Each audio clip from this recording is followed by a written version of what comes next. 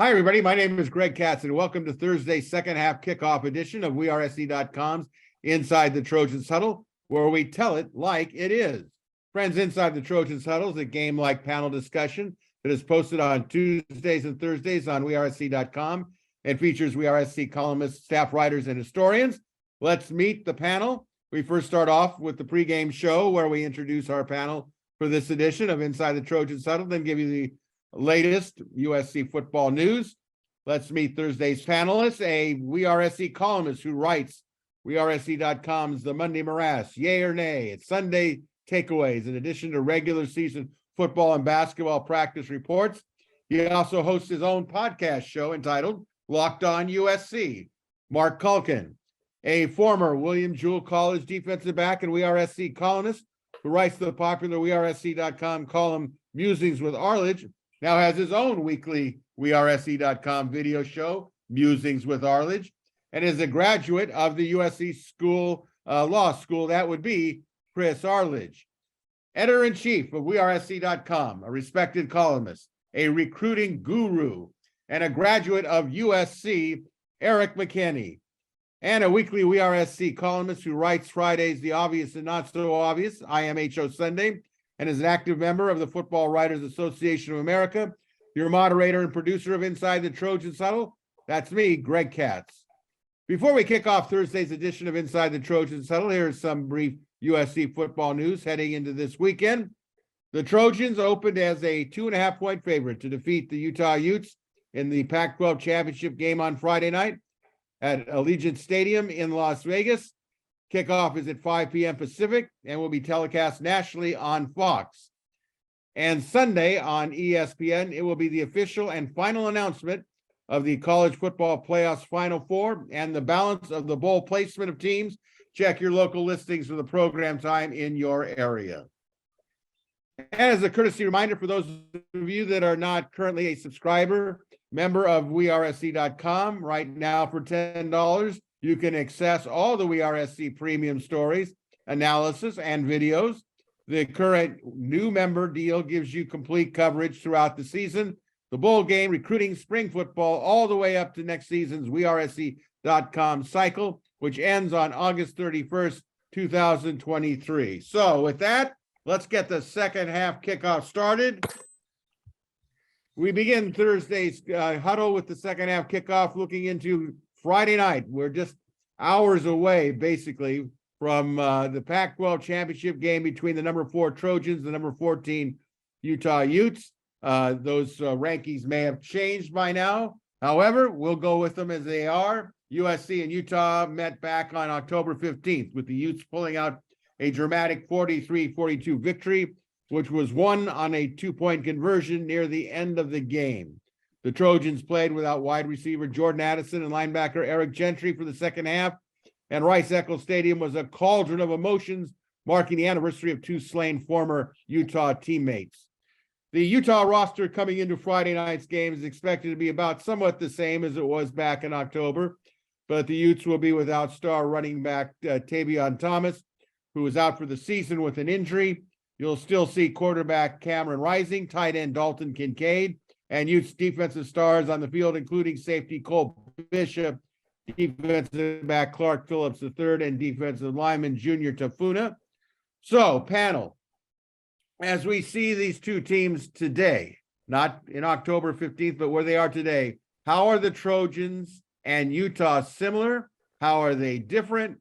Our leadoff man, as always, Marc Kulkin. What do you see? Well, as far as similarities, they're both still ranked, but that's kind of it. They've flipped the script. USC is now, I would say they're the hunted, because remember, at the beginning of the season, Utah was the preseason favorite to win the Pac-12 conference. They got that win in Utah, 1 point, 2-point conversion, as you mentioned, without a couple of key players out there for USC to play in the second half of the game. But right now, USC, they're playing for so much. You mentioned they had the 2 Utah players who they were being remembered, Ty Jordan and the other name, I apologize. But that emotion is gone. USC's playing, you've got a Heisman on the line. You've got the playoffs on the line, the Pac-12 Conference Championship on the line. There's just so much at stake that USC is going to literally raise their game from where they were October 15th to a whole nother level that Utah just can't compete with. USC is healthy. And again, with everything at stake, Erik said it on Tuesday's episode, drop this game in Las Vegas, replay it the same way. USC is going to win this game. Now it's a matter of by how much. Erik, how are they similar? How are they different now? Do you mean how are they similar from the October 15th meeting, or how do these two teams on Friday, like game styles and schemes and stuff, differ? Yeah, how are they similar? What has not changed coming into this game? And but how are they different? Yeah, I think for USC, I think the injury thing is interesting. Based on that, they had Eric Gentry for most of that game. They didn't have him for a couple of the absolute biggest plays of that game. And then they didn't have a fully healthy Shane Lee either. His first game sort of playing with that club cast thing. And those are your two best linebackers at less than 100% for, less than 100% of that game. You lost Jordan Addison in the third quarter, and he was having a big time game. I mean, there was a drive that USC couldn't capitalize on it. And you figure if he's out there, maybe they score every single time they have the ball there. And I think the biggest difference for USC is actually because they lost that game, the way they rebounded, the belief that they have, in themselves now, putting together, coming off two big wins. I don't so much buy that, USC just played a tough Notre Dame team and Utah played a horrible Colorado team, and that changes a lot. I think at this point of the season, you played who you're going to play, and that doesn't do it. But the wins over UCLA and Notre Dame, I think it's important the way USC started that game against Notre Dame. They said there would be no letdown coming off an emotional UCLA win, and there wasn't.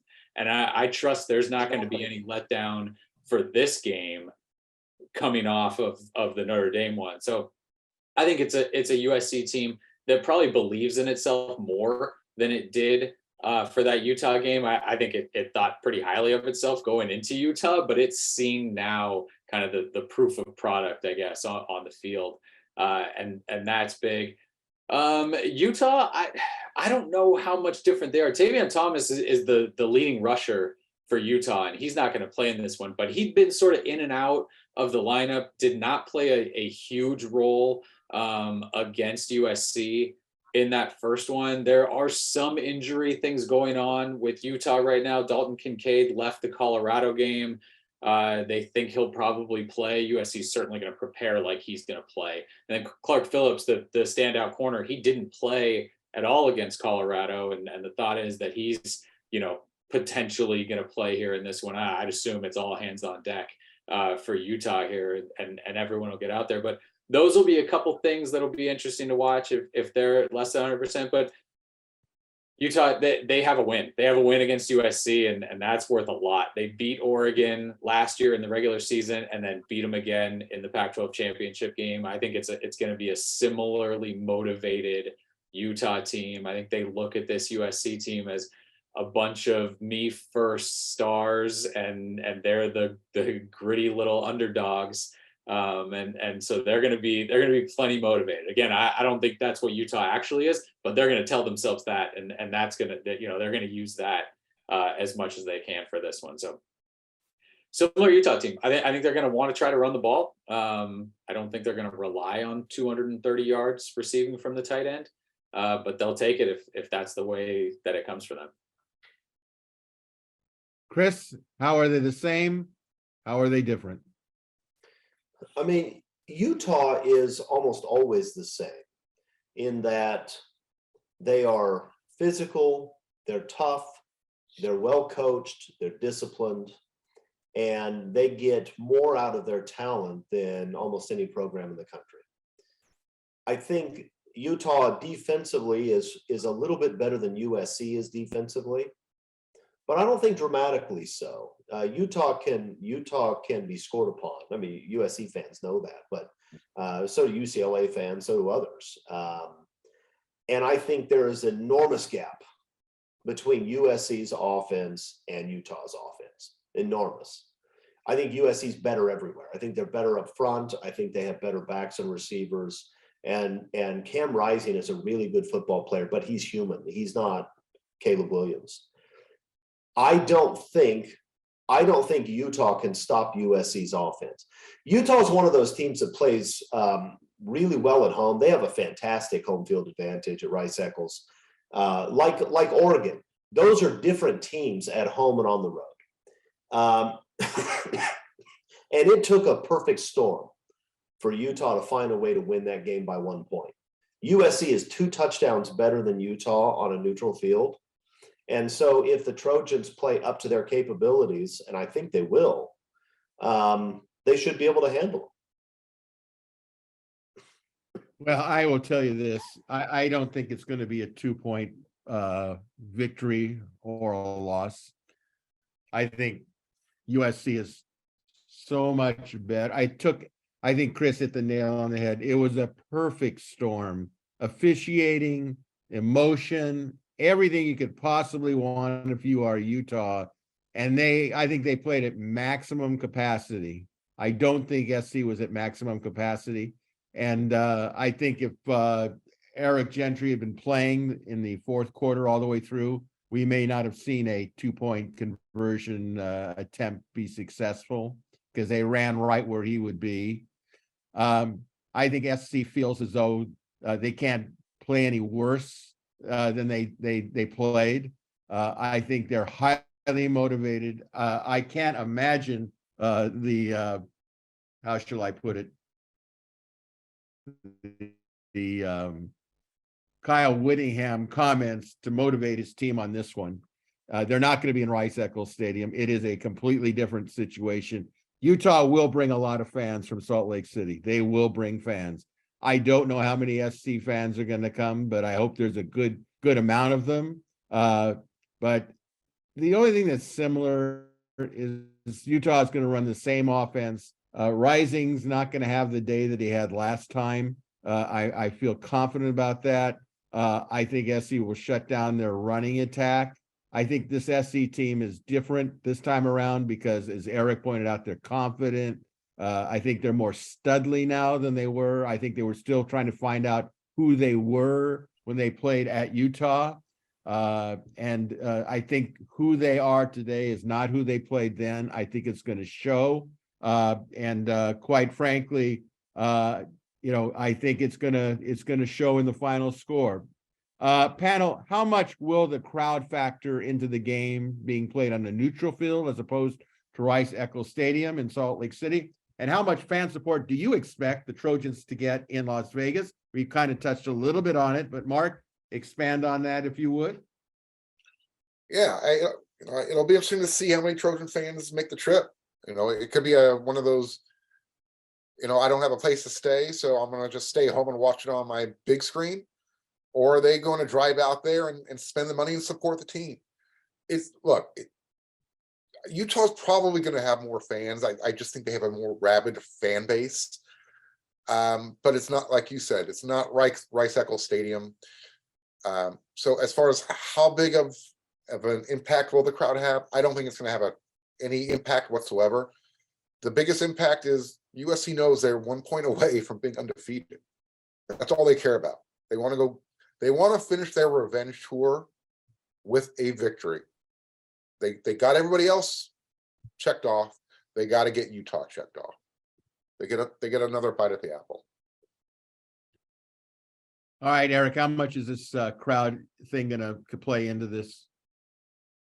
I think none at all. I think they've, you talk about they lost at Rice. USC lost at Rice-Eccles in unbelievable atmosphere. The offense played well. You'd think, oh, the playing on the road in an atmosphere like that, it's false starts and you're disjointed and all that kind of stuff. That's not it. They can play in whatever. So as far as what effect the atmosphere is going to have on USC, it won't have any.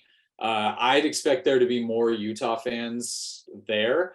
But I'd also expect casual fans going to root for Caleb Williams, because he's that kind of guy that you want to go see. And if you show up because it's a business trip and you're there, or somebody got tickets and you go, you end up cheering for him because of what he's going to do, the plays he's going to make. So I could see kind of the independents leaning more towards USC there. And I do think USC fans will travel pretty well. They should. They had an advantage, right? You got a pretty significant full week advantage in being able to buy tickets, knowing that you were going over the Utah one. So you'd hope, Lincoln Riley's been pretty transparent about, let's go, let's get out here, let's get to the Coliseum, let's get to games, let's support this team. We're doing what you want us to do. You got to play a role in this too. So hope there's a lot of USC fans. Utah fans travel really well. They travel really well, and whatever they have to do to get there, they're going to get there. Chris, what do you think? Yeah, I agree with the other guys. It's not going to be, even if Utah has more fans, and they probably will, it'll probably be like the crowd at the Rose Bowl, where UCLA had more fans, but there was a real USC contingent there, and it didn't really affect the game. It's not like playing at Rice-Eccles. Playing at Rice-Eccles, especially in the situation that they played in the first time, is just a different beast. And it gives Utah a significant advantage. And they are significantly better when they're playing in that atmosphere than they are on the road. That's just the way and that's true of a lot of teams, but it's certainly true of teams like Utah that have a fantastic home field advantage. You see a different team at home than you do anywhere else. So I don't think the crowd is going to make much of a difference. And I think the crowd made a huge difference in the first game.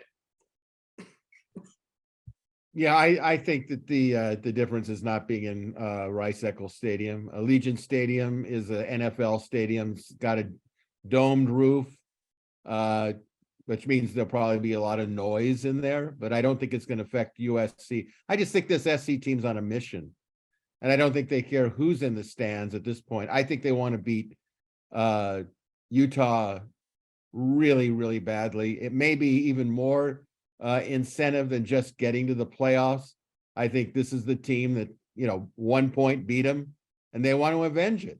I think SC fans will show up. I am concerned that there aren't many rooms in the immediate Las Vegas area, which may, I think Mark touched on it, may have turned off fans from going.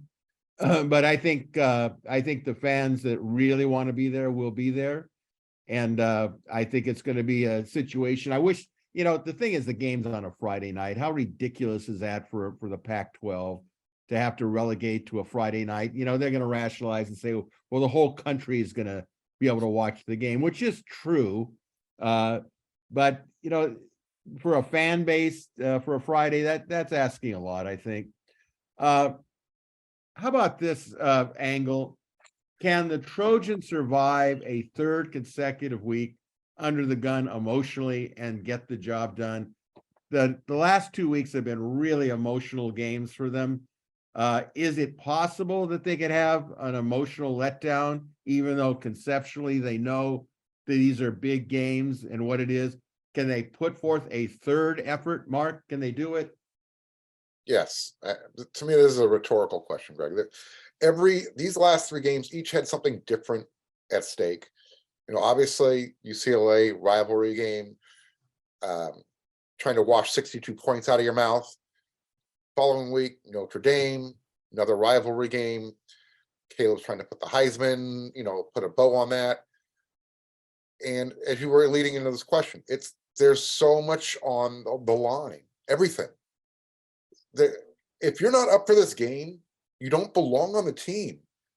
And I just don't see how they're going to all of a sudden crescendo at Notre Dame and then just fall off the cliff. I just don't see that happening. No. To answer your question, there's zero possibility that they're not going to be emotionally ready for this game. Erik, you agree with that? Yeah. This team follows Caleb Williams. Caleb Williams has had some situations on the sideline this year where he has gotten really fired up and done some yelling. He is not emotional prepping for stuff and going into stuff. He is as calm and even keeled as you can get heading into games, getting prepped for games, all of that kind of stuff. I think that the team takes on that personality a little bit. And they trust him. And when you have a guy like that, when you have a guy like Lincoln Riley who's been here, who's done this, and you know that what he's telling you, let's just do that and we'll be okay. That goes a long way. Caleb Williams' behavior goes a long way.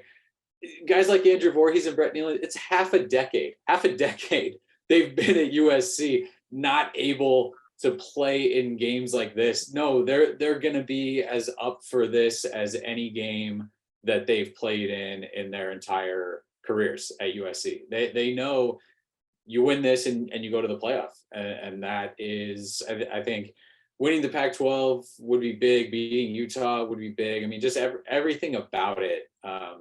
There's no way they go and lay an egg emotionally in this one. They're going to show up big time.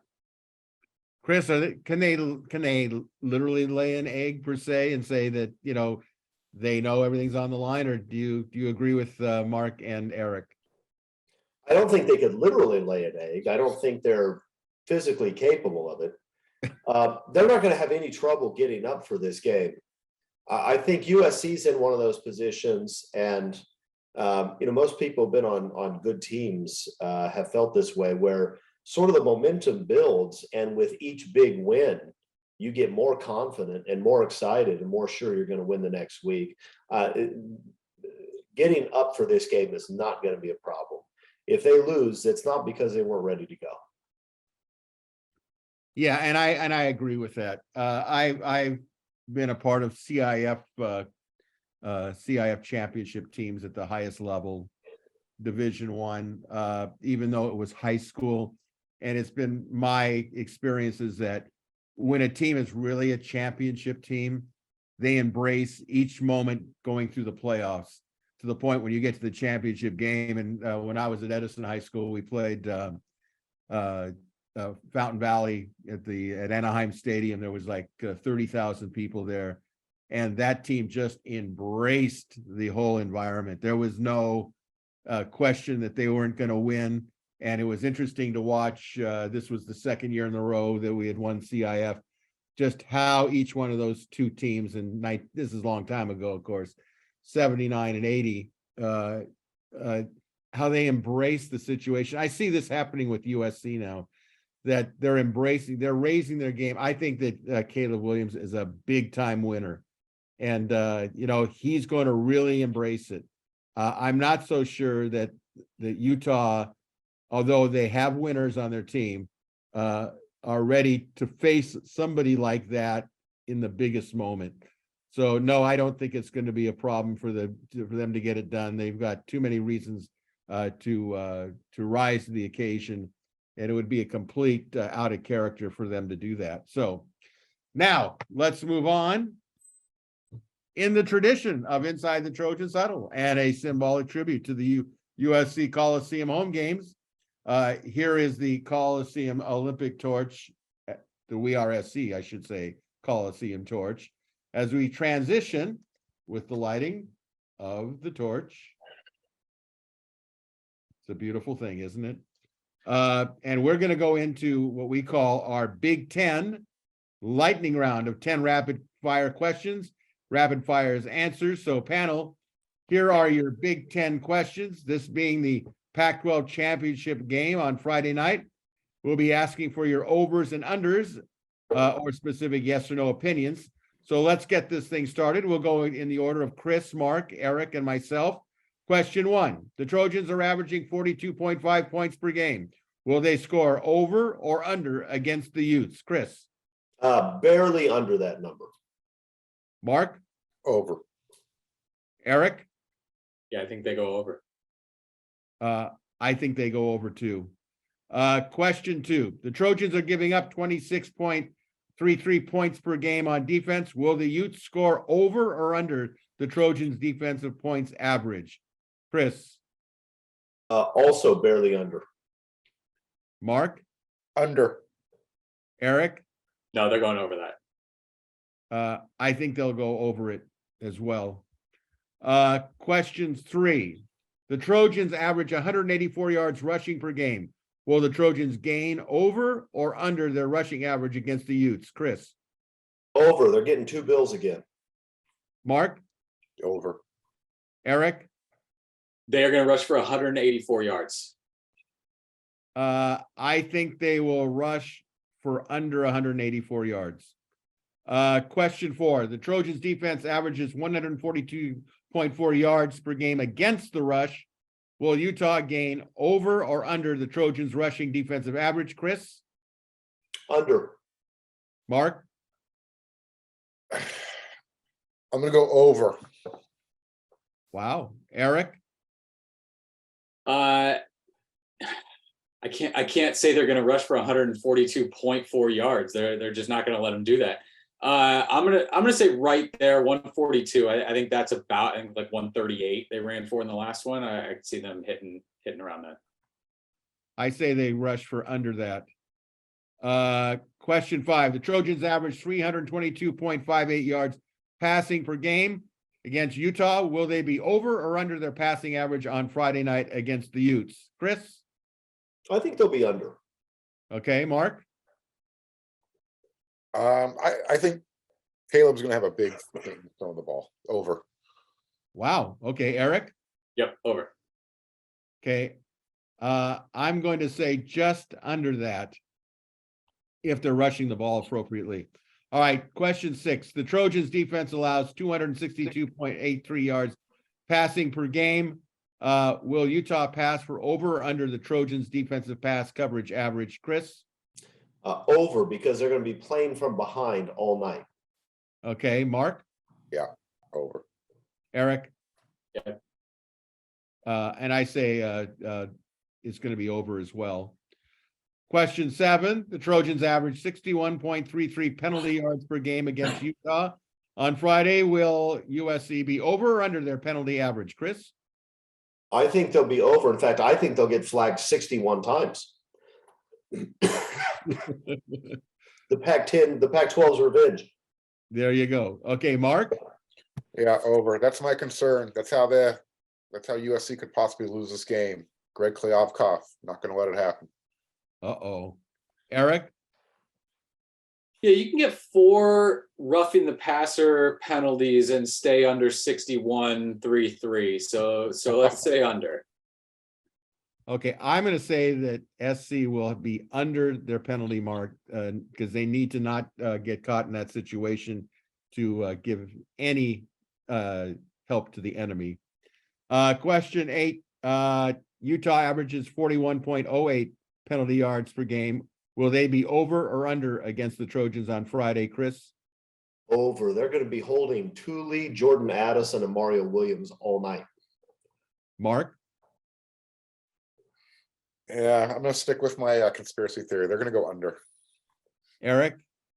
Yeah, over. I'm glad when you say holding, it was the defensive secondary. I think the SC receivers, I think they give them some fits, and I think there's going to be some pass interference, some holding stuff going on. I think it'll be over because I do see some pass interference being called. Question 9. Will the USC fan base show up with 20,000 fans? Over or under? Chris? Over. Wow. Okay. Mark? Over. Erik? 20,001. Okay. That's an over, I think. All right. I'm going to be optimistic. I'm going to say over. Okay. The Trojans are favored by 2.5 points over Utah. Will USC be over or under that point spread? Chris? Over. They'll win by 10 plus. Mark? Over. Erik? Yep, over. And I think SC will beat them by at least 10 points or more. It could be ugly if it really starts rolling. All right. Fourth quarter. Panel, name something either on offense or defense that you predict will happen in the Pac-12 Championship game and why. Erik? Caleb Williams will do something great, because that is who he is and that is what he does. No, at the end of the day, I mean, that's obviously an easy thing to say. I think he's the talking point. Every other conference is going to have their championship game going on the next day, and I think it's a day of coronation for Caleb Williams. Played last night, and he's your Heisman Trophy winner. I think USC has a chance for him to do what he did against Utah this last game, but in a win, to where they're dominating talk, college football talk on a day where they're not even playing on Saturday, and that's a good thing for the program. Chris? Well, Eric's right, but I'm not going to say the same thing. So I'm going to go Thule will have 2 sacks and Eric Gentry will have a pick. Mark? Man, you're making it difficult. Kalen Bullock will have another interception on defense, and Austin Jones will lead the team running the ball. Over 100 yards. Okay. I predict that on offense, Caleb Williams will have the best game of the games he's played in this season. And the reason I believe that is I think big players step up on big stages. And this is right up his alley. Panel, how much of an effect will Jordan Addison and Eric Gentry play in the game on Friday night? Eric?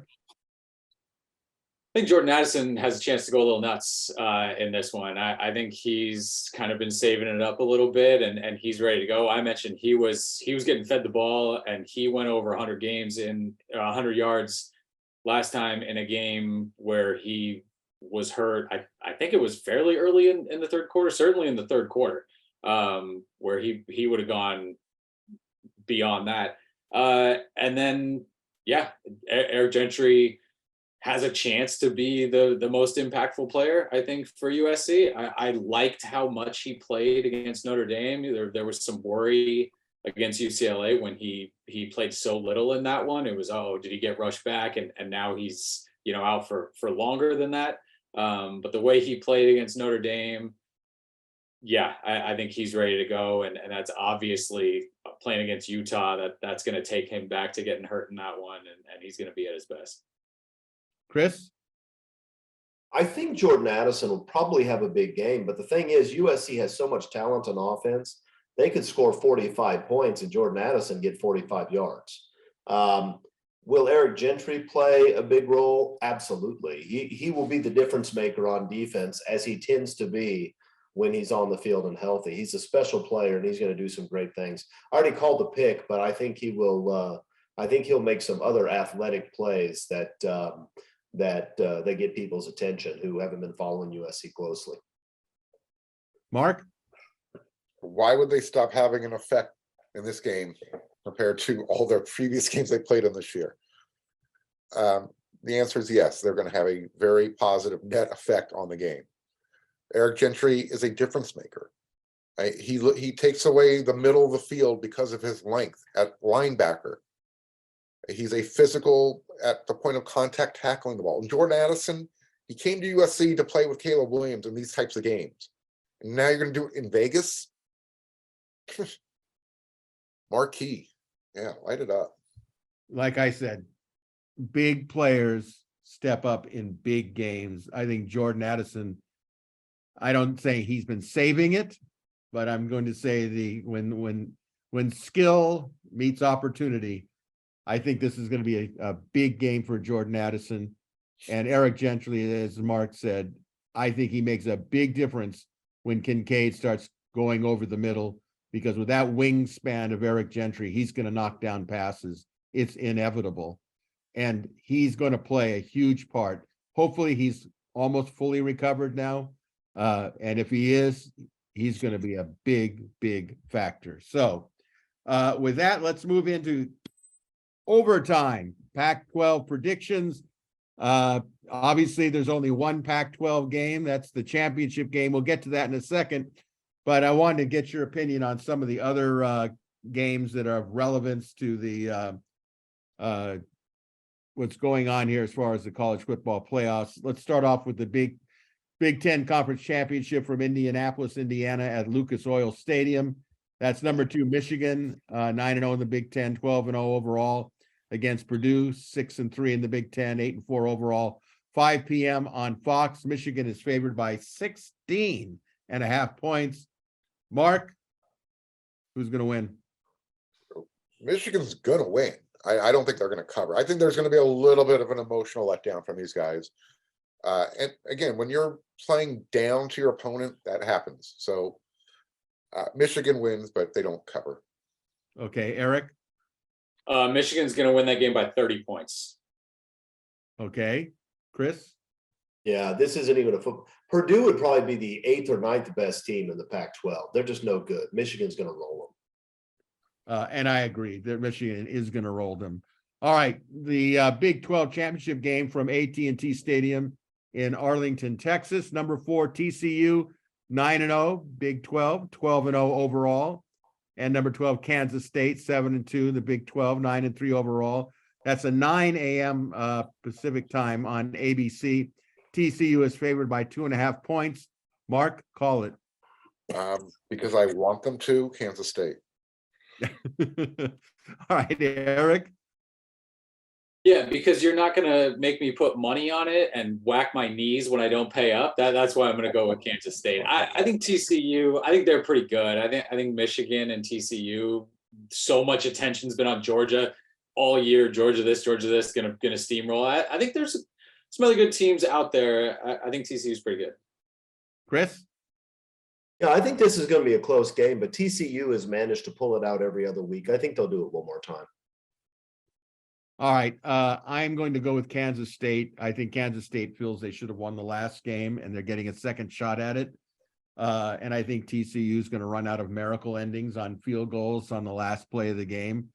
So I'm kind of like Mark. My heart is kind of going on my intellect here, but I feel comfortable with saying Kansas State's going to upset them. All right. The ACC championship game from Charlotte, North Carolina, and that's being played at Bank of America Stadium. Number 8, Clemson, 8-0 in the ACC, 10-2 overall, and number 24, North Carolina, 6-2 in the ACC, 9-3 overall. That's a 5 p.m. game on ABC. Clemson is favored by 7.5 points. Call it, Mark. Spencer Rattler's on a roll. Clemson is, North Carolina. North Carolina. Spencer, right. Yeah, Spencer, he just beat Clemson. So I got North Carolina. All right. You like Mac Brown. Yes. All right. Erik.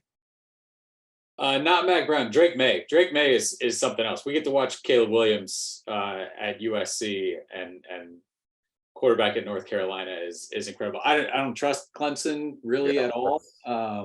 And I think that North Carolina has a real shot there. Yeah. Chris? No, I can't believe I'm going to make it 3 for 3. I'm also going to pick North Carolina. I do think May's a pretty good quarterback, and I think Clemson has a problem anytime they play somebody who can score some points because offensively they are a disaster. So I'm going to pick Carolina. And I'm going to pick Carolina as well. It's a clean sweep for Mac Brown. The SEC championship game from Atlanta in Mercedes-Benz Stadium. Number 1, Georgia, 8-0 in the SEC, 12-0 overall at LSU. 6-2 in the SEC, 9-3 overall, 1 p.m. That's going to be on CBS. Georgia is favored by 16.5 points. Mark, is it going to be 16.5 points? What's it going to be? It's going to, yes. Georgia, 16.5. Georgia rolls. Okay, Erik. Yeah, by 30. By 30. Chris? I think LSU actually will play a close game with Georgia. We've seen a couple times this year, Georgia sort of going through the motions. And I don't think Georgia has much to play for. They're in the playoff regardless. LSU got embarrassed last week. I think LSU keeps it close, but loses. All right. We're going to move on here to the Friday game, the main event. December 2nd, the Pac-12 Championship Game in Las Vegas at Allegiant Stadium. We've got number 4 USC, 8-1 in the Pac-12, 11-1 overall versus number 12 Utah, 7-2, 9 in the Pac, 9-3 overall, 5 p.m. on Fox. USC is favored by 2.5 points. What's it going to be, Mark? USC's winning. USC. Okay. Erik? Yeah, I think it's going to be what we've seen and everything. We've gotten to the point now where a buddy of mine who's a Northwestern fan, he'll text me kind of at the end of games when USC is playing, and he'll say, "Here comes the turnover," right? Like that's it. I think it's going to be USC gets out a little bit ahead, then we go touchdown, touchdown, touchdown, back and forth, back and forth. USC defense makes a big play at the end, and USC ends up winning, not by 17-20, but not by 1 on the last play of the game either. Chris? I see this as about a 38-24 USC win. I think the Trojans are going to run the ball a lot, and that will result in less possessions for each side. I don't think Dalton Kincaid is going to go nuts in this game. Utah's good; they'll make some plays, but Trojans by 2 touchdowns. And I agree with Chris. I think it'll be at the least 10 points, and it could be 14 or 17 points if SC can stretch it out. I don't think Utah will quit at all, but I just don't see that Utah can hang with them if SC plays its normal game. So now we come to our weekly Georgia Southern predictions presented by the unofficial Clay Helton fan club. For those of you that are following it, we're going to complete the cycle here. Last week, Clay Helton's Georgia Southern team finished their regular season by beating Appalachian State in double overtime, 51-48, to conclude their season at 6-6. Georgia Southern has reached the 6-win bowl eligible minimum and awaits whether they'll be invited somewhere. Apparently they will be, because I just watched a Clay Helton video to all the Georgia Southern people saying how excited they are to be going bowling. So any thoughts on the season by Clay Helton? Mark? Congratulations. There we go. Erik? No, he does not coach at USC anymore. Chris? I will never watch another Clay Helton football game as long as I live. So it really doesn't matter where they play, as long as I know, so I can avoid that channel. And I say it's a perfect ending to his first year there, 6-6. It can only go downhill from here. Okay, that will do it for Thursday's edition of Inside the Trojans Huddle. A reminder that next Tuesday we'll analyze and discuss just where the Trojans will be this December bowl season. We'll review the game, of course, the Pac-12 Championship Game between USC and Utah, and we'll chime in on any relevant thoughts pertaining to USC and college football in general. So until then, a big thank you to our panelists, Marc Kulkin, Chris Arledge, and Erik McKinney. Special thank you to all of you for watching or listening to Inside the Trojans Huddle. Have yourself a great weekend. Go Trojans. And until next Tuesday, this is your moderator, Greg Katz, saying, beat the Utes and fight on, everybody.